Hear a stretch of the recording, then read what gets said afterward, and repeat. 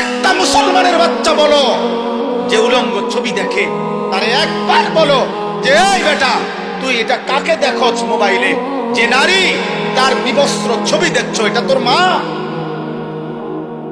এই নাফরমান ছেলেরা, আমি বুঝি না, আমরা তো চেহারা দেখলেই বুঝি। আমি দাঁড় করাই, নারী আসক্ত ছেলে দাঁড় করাই, মোবাইলে উলঙ্গ ছবি দেখো আমি দেখাই, আমি দাঁড় করাই।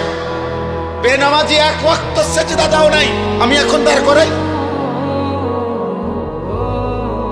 আমি ইনশাআল্লাহ কোরআন সামনে বলবো, তো তুমিও কোরআন ধরে বলবা, কসম করে বলবা, আল্লাহকে কসম করে বলবা যে না, আমি নারী দেখি না, ছবি দেখি না, উলঙ্গ দৃশ্য দেখি না।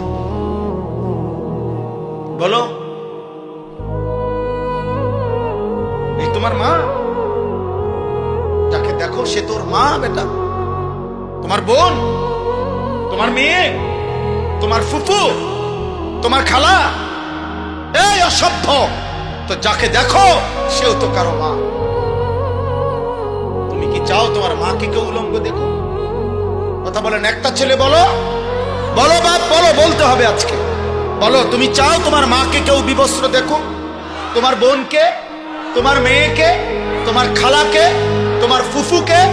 তাহলে তুমি কেন অন্যের মাকে দেখো? সে কি কারো মা না? সে কারো বোন না? সে কারো মেয়ে না? সে কারো খালা না? সে কারো ফুফু না?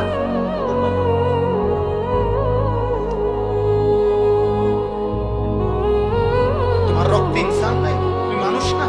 তুমি পশু? আল্লাহর নবী সাল্লাল্লাহু আলাইহি সাল্লাম এই কথা বলছেন। এই কথা নবীজি বলছেন। নবীজি, আমি তো বললাম না, রাসূলুল্লাহ সাল্লাল্লাহু আলাইহি সাল্লাম এক যুবককে এই কথা বলছেন। এই যুবকের এই কথা বলার পরে যুবকের কলিজায় এমন ধাক্কা লাগছে, যুবক বলছে, ইয়া রাসূলুল্লাহ, আল্লাহর কসম আমি আর কোনোদিন জিনার রাস্তায় পা বাড়াবো না।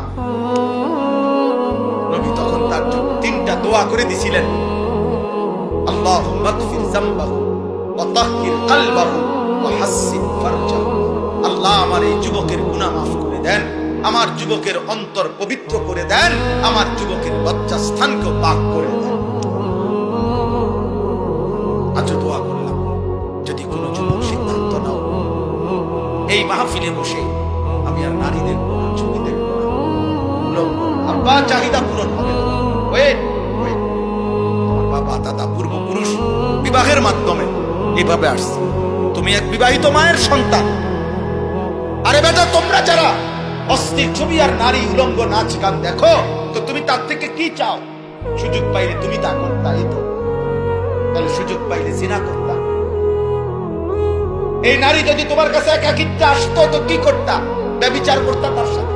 তাহলে ব্যভিচারের কারণে যদি সন্তান হতো, তার পরিচয় কি? অথচ তুমি তো এক পবিত্র মা বাবা, স্বামী স্ত্রী, ইসলামের হুকুমে, আল্লাহর হুকুমে এক মা বাবা, এক নারী পুরুষ একত্রিত হওয়ার বরকতে তুমি পৃথিবীতে আসছো। তুমি তো এক পবিত্র মা বাবার পবিত্র সন্তান, তো তুমি কেন অপবিত্র কামনা করো? এর দ্বারা কি তুমি তোমার মাকে অপমান করো না? এর দ্বারা কি তুমি তোমার বোনকে অপমান করো না? এর দ্বারা তুমি কি তোমার মেয়েকে অপমান করো না?